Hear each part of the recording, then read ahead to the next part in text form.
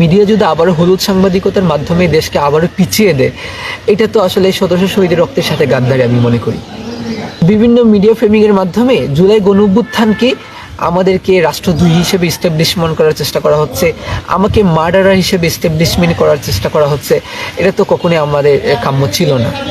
বিভিন্ন মিডিয়াতে আমাকে যেভাবে ফ্রেমিং করা হচ্ছে, আমার বিরুদ্ধে যেভাবে নেগেটিভ দাঁড় করানোর চেষ্টা করা হচ্ছে, এটা আসলে খুবই হতাশাজনক।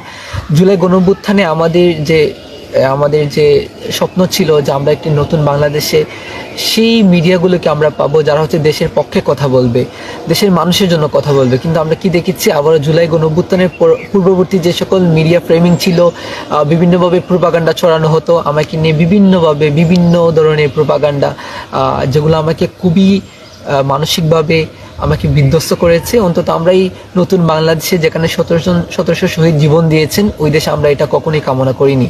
এবং দেখেন, বিভিন্ন মিডিয়া ফ্রেমিংয়ের মাধ্যমে জুলাই গণঅভ্যুত্থানকে আমাদেরকে রাষ্ট্রদ্রোহী হিসেবে ইস্টাবলিশমেন্ট করার চেষ্টা করা হচ্ছে, আমাকে মার্ডারার হিসেবে ইস্টাবলিশমেন্ট করার চেষ্টা করা হচ্ছে। এটা তো কখনোই আমাদের কাম্য ছিল না। এবং আমরা তো চাই যে জুলাই গণঅভ্যুত্থানের মাধ্যমে যে দেশটা আমরা একটা সুযোগ পেয়েছি যে দেশকে নতুন কিছু দেওয়ার জন্য, দেশের মানুষের স্বপ্ন পূরণ করার জন্য, ওই জায়গা থেকে মিডিয়া যদি আবারও হলুদ সাংবাদিকতার মাধ্যমে দেশকে আবারও পিছিয়ে দেয়, এটা তো আসলে সদস্য শহীদের রক্তের সাথে গাদ্দারি আমি মনে করি।